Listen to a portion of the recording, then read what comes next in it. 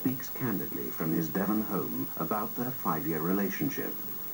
The repercussions of the affair, which spanned 1986 to 1991, rocked the foundations of the British monarchy. I owe it to my family and my friends to redress the balance and to set the record straight. I've decided to tell the truth in my own words, and then people can draw from that the conclusions that they want, and to go away with an opportunity of hearing it from me direct.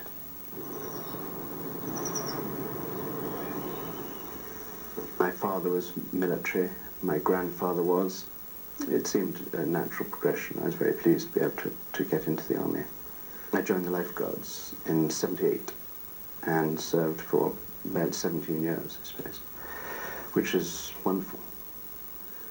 I was lucky enough to represent the regiment playing polo, and played an awful lot of it while I was stationed at Windsor at Smithslawn, and came into contact with Prince Charles, who I played against, and also he played for the regimental team.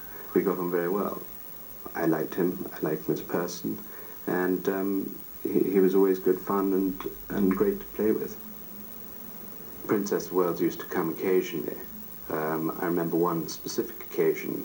It was at Tidworth when Prince of Wales was playing for the Navy and I was playing in the Army team. And the Princess of Wales was watching from the stand, and she was being heckled very badly by members of the press, I recall, and which led to her, having to be taken away in tears. And I remember being struck by that and very saddened by the occasion. And that was really the first instance that I remember of how daunting the whole thing could possibly be. My first impressions of Princess of Wales,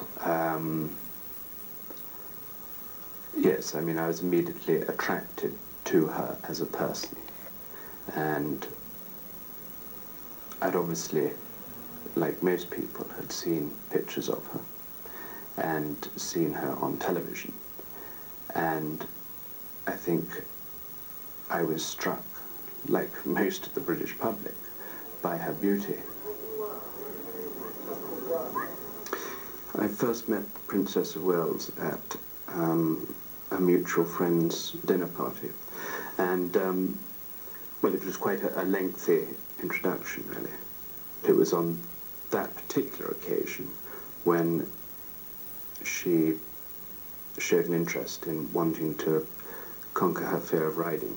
She was a rider as a young girl, and she'd had a bad accident and lost her nerve and wanted to regain that.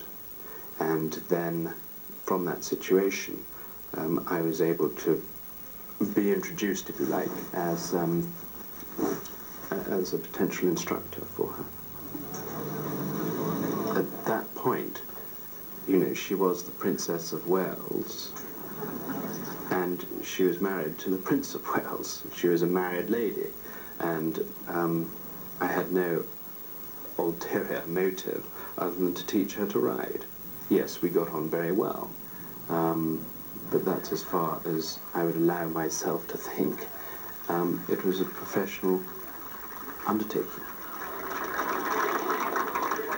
It was quickly arranged by her lady-in-waiting to come and ride from the barracks.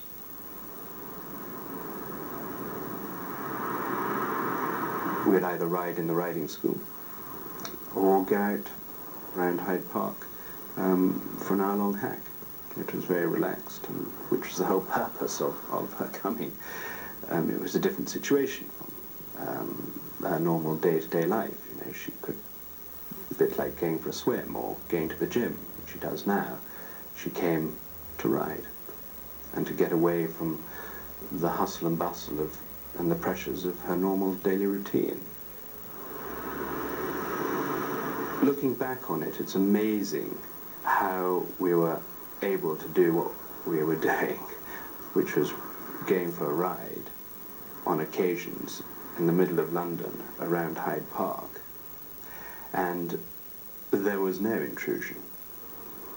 We would ride past people and they would look up and not even recognize who she was. She was someone in deep distress at that stage. She had no one else to turn to. She had no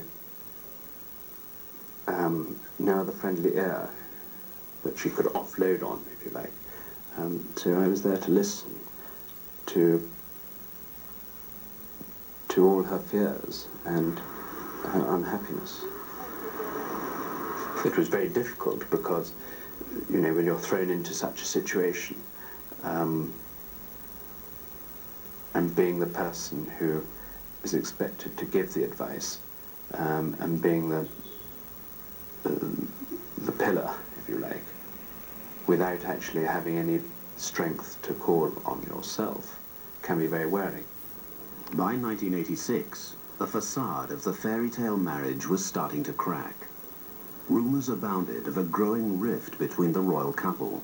I was aware, only by what I read in the media and what I learned, that things were perhaps not right.